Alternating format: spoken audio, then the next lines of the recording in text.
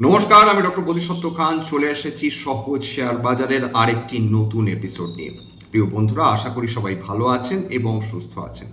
বিগত কালের এপিসোডে কি আলোচনা করেছিলাম যে মেটাল সেক্টর, যেটা আন্ডাররেটেড সেক্টর, যেটা সাইক্লিক্যাল সেক্টর, তার মধ্যে কিছু কিছু ধাতুর তার কি পরিমাণ চাহিদা বৃদ্ধি পেতে পারে এবং কিরকম শর্টফল হতে পারে এই ধরনের মেটালসের প্রোডাকশনে, এবং ডেফিনেটলি ডিমান্ড বাড়লেও কিভাবে সাপ্লাইয়ের দিক থেকে সেখানে শর্টেজ হতে পারে, তার ফলে কিভাবে মেটাল সেক্টর গুরুত্বপূর্ণ আর্টিফিশিয়াল ইন্টেলিজেন্সের জন্য বলুন, ডেটা সেন্টারের জন্য বলুন, রিনিউয়েবল এনার্জির জন্য বলুন, ডিফেন্সের জন্য বলুন, সেমিকন্ডাক্টরসের জন্য বলুন, সমস্ত মূল সেক্টরসগুলো, গুরুত্বপূর্ণ সেক্টরসগুলো, আপকামিং ফিউচারিস্টিক সেক্টরসগুলো যারা সম্পূর্ণভাবে মেটালের উপর ডিপেন্ডেন্ট, তারা সেই ক্ষেত্রে তাদেরও কিন্তু ওপর চাপ আসতে পারে মেটালসের অভাবে।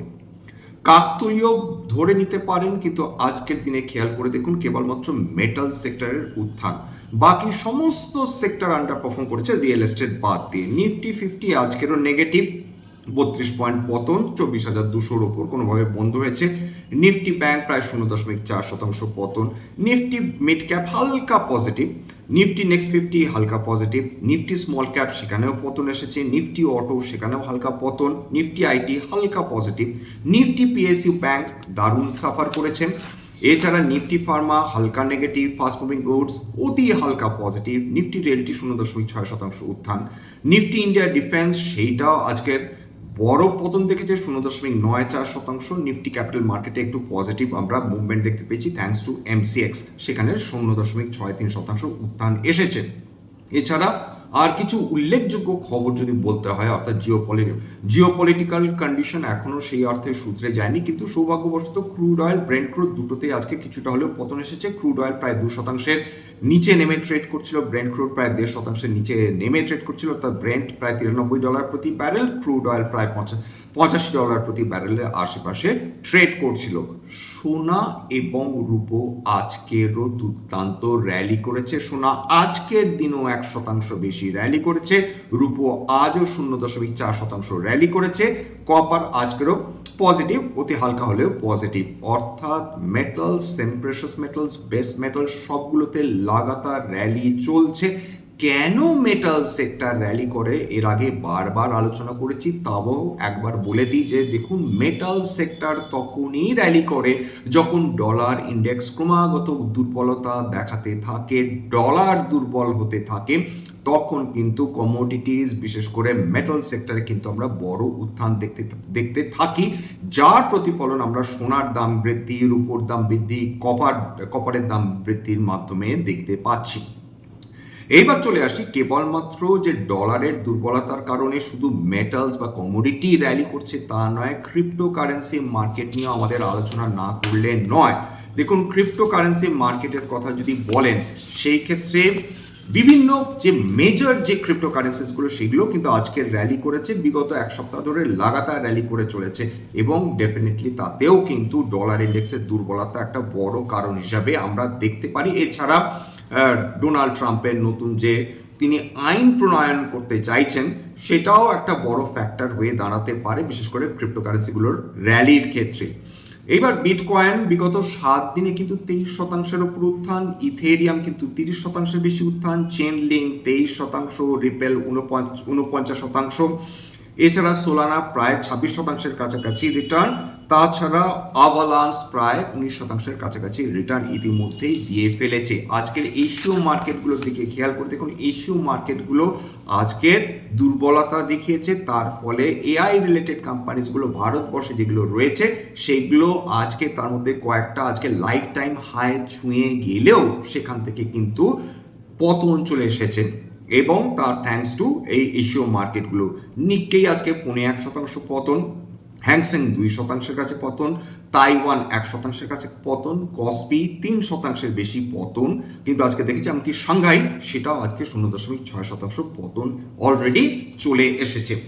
এইবার আমাদের আরেকটা ফ্যাক্টর মাথায় রাখতে হবে যে এই যে ডলার দুর্বলতা চলছে তার ফলে মেটাল সেক্টর যেহেতু দারুণ একটা পজিটিভ একটা এফেক্ট পাচ্ছে, আজকে সমস্ত মেটাল সেক্টরগুলো খেয়াল করে দেখুন, নিফটি মেটাল 1.59% উত্থান, অর্থাৎ এই দুর্বল মার্কেটেও নিফটি মেটাল কিন্তু লাগাতার আউট পারফর্ম করে চলেছে এবং গোটা বছরে কিন্তু নিফটি 50কে অনেক পেছনে ফেলে দিয়েছে কিন্তু নিফটি মেটাল। আজকের আদানি এন্টারপ্রাইজেস সেটা হালকা বা হালকা পজিটিভে বন্ধ হয়েছে। হিন্দালকো 2.37% উত্থান। হিন্দুস্তান জিঙ্ক আবার বলছি 1.53% উত্থান। এটা মেনলি ডিল করে কিন্তু সিলভার, জিঙ্ক এবং লেডে, এবং ঠিক সিলভারের দাম বৃদ্ধির ফলে হিন্দুস্তান জিঙ্কেও কিন্তু আমরা লাগাতার উত্থান দেখে চলেছি। এছাড়া বিভিন্ন স্টিল কোম্পানিজগুলোর মধ্যে জিন্দাল স্টিল সেটা 1% বেশি উত্থান, জিএসডব্লিউ স্টিল 2.5% বেশি উত্থান। ন্যালকো ন্যাশনাল অ্যালুমিনিয়াম কোম্পানি সরকারি কোম্পানি 2.24% উত্থান। এনএমডিসি 1.52% উত্থান।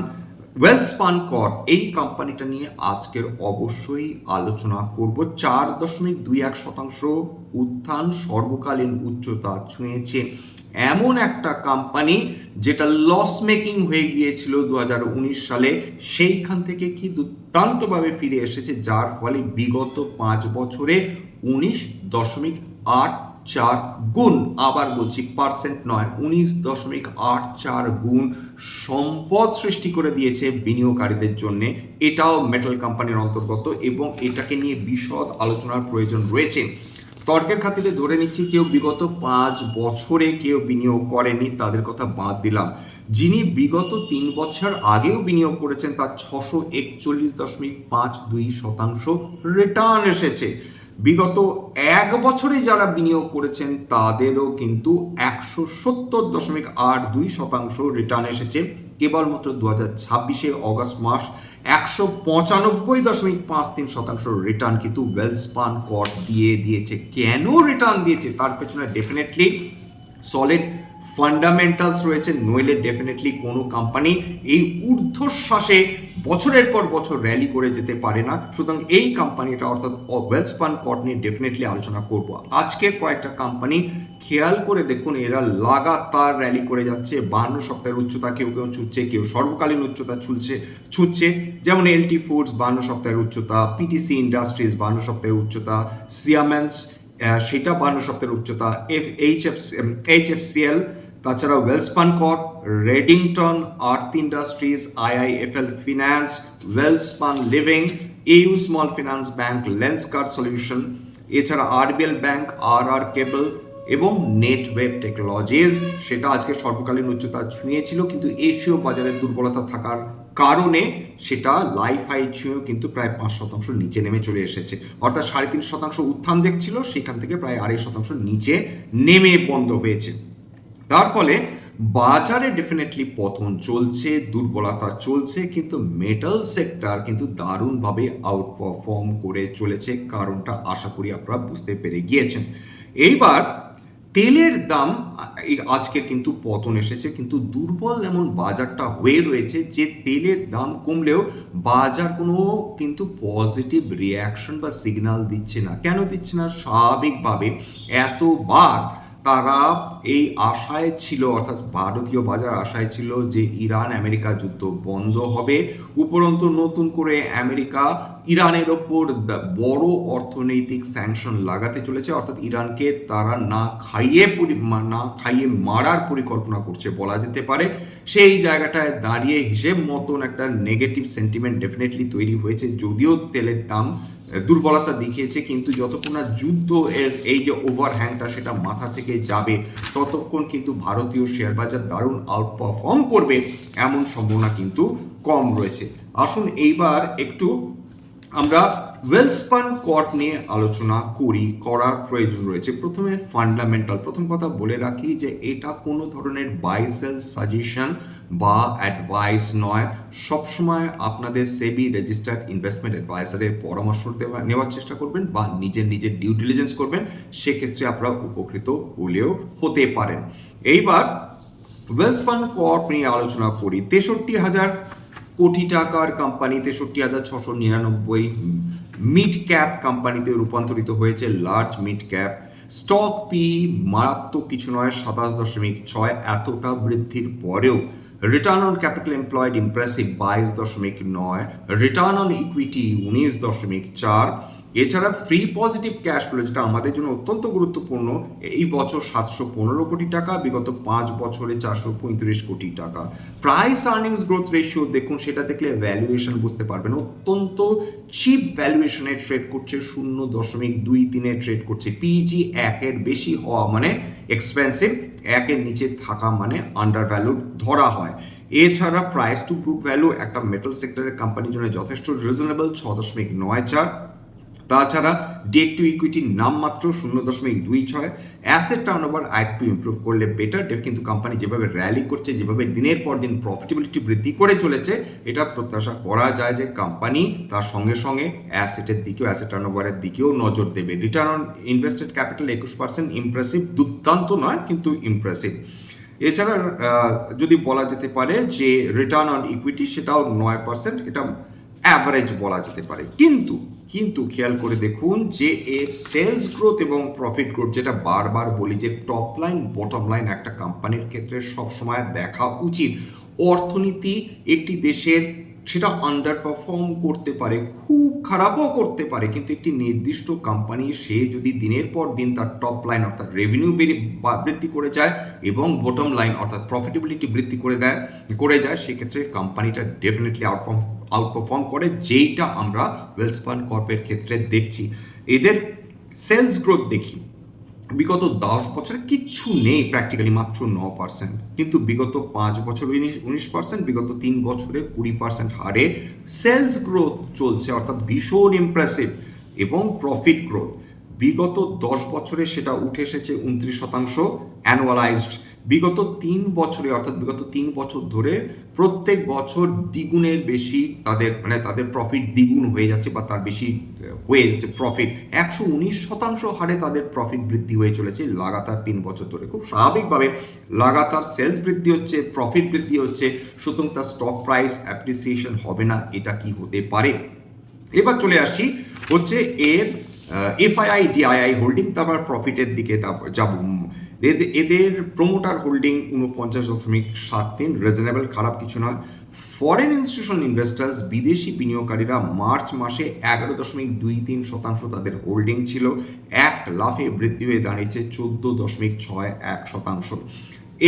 ডিআইআই হোল্ডিং অনেক বেশি ছিল, 21.49%, সেটা হালকা কমলেও যথেষ্ট সাবস্ট্যান্সিয়াল ইনভেস্টমেন্ট রয়েছে, 19.96%। সবচেয়ে মজার ব্যাপার হচ্ছে রিটেল ইনভেস্টাররা তারা ইনভেস্টমেন্ট কমিয়েছে, এবং সেটা ডেফিনেটলি তার মানে উইক হ্যান্ডস, দুর্বল হাত থেকে এই শেয়ারগুলো মুক্ত হয়ে শক্তিশালী হাতে গেছে। এবং যারা এই রিটেল ইনভেস্টার্স, তাদের কাছে মার্চ কোয়ার্টারে ছিল 17.5% কাছে শেয়ার হোল্ডিং, সেটা কমে এসেছে 15.68%। সেইটা কোম্পানির জন্য ডেফিনেটলি কিন্তু একটা ভালো ইঙ্গিত। এবার প্রফিটেবিলিটির কথা আসি, প্রফিট আফটার ট্যাক্সের কথায় আসি। দেখুন মার্চ 2019 এর প্রফিট ছিল নেগেটিভ, অর্থাৎ গোটা ফিনান্সিয়াল ইয়ারটার জন্য 22 কোটি টাকা লসে ছিল। মার্চ 2020 এক লাফে বৃদ্ধি হলো 654 কোটি টাকা। তারপর থেকে লাগাতার তারা প্রফিট বৃদ্ধি করে চলেছে। মার্চ 2026 অবধি 1620 কোটি টাকা তারা প্রফিট করেছে। অর্থাৎ যদি মার্চ 2020 থেকে ধরি, বিগত 5টা অর্থবর্ষে প্রায় 3 গুণের বেশি তারা প্রফিট বৃদ্ধি করে ফেলেছে, এবং ট্রেলিং 12 মান্থস প্রফিট 2319 কোটি টাকা। খুব স্বাভাবিকভাবে এই কোম্পানিতে যে লেভেলের আপনারা উত্থান দেখছে, তার কিন্তু ফান্ডামেন্টালসের সঙ্গে সেটা ডেফিনেটলি তার ফান্ডামেন্টালসের সঙ্গে এটা অবশ্যই একটা অ্যালাইনমেন্ট মেনে কিন্তু উত্থানটা হচ্ছে। প্রফিট হিউজ গ্রো করছে, সেলস রেভিনিউ গ্রো করছে, অপারেটিং প্রফিট মার্জিন যেটা মার্চ 2019-এ ছিল মাত্র 60%, সেইটা ডাবল হয়ে গেছে ট্রেলিং 12 মান্থসে, এখন চলছে 14% অপারেটিং প্রফিট মার্জিন। অর্থাৎ কোম্পানি দিনের পর দিন কিন্তু সে উন্নতি করে চলেছে। যাই হোক, এখানে শেষ করব। স্ট্যান্ডার্ড ডিসক্লোজার, ওয়েলস্পান কর্পে আমার বা আমার পরিবারের কিন্তু কোনো বিনিয়োগ নেই, কিন্তু অন্যান্য যে 52x হাই কোম্পানিগুলোর নাম করলাম, হতে পারে তার মধ্যে আমার বা আমার পরিবারের ভেস্টেড ইন্টারেস্ট থাকলেও থাকতে পারে। ভবিষ্যতে যদি নতুন করে কিনি বা বিক্রি করি, আগাম বিজ্ঞপ্তিতে কিনতে বা বিক্রি করতে পারবো না। সবশেষে যেটা বলি, যদি এই ধরনের এপিসোড আপনাদের ভালো লাগে প্লিজ একটা লাইক দেবেন, প্লিজ সাবস্ক্রাইব করবেন, এবং যদি সত্যি মনে আমার বাঙালি ভাই বোনদের জীবনে একটুখানি ভ্যালু অ্যাড করতে পেরেছি, প্লিজ নিজের গ্রুপে শেয়ার করে দেওয়ার চেষ্টা করবেন। আজকের জন্য নমস্কার।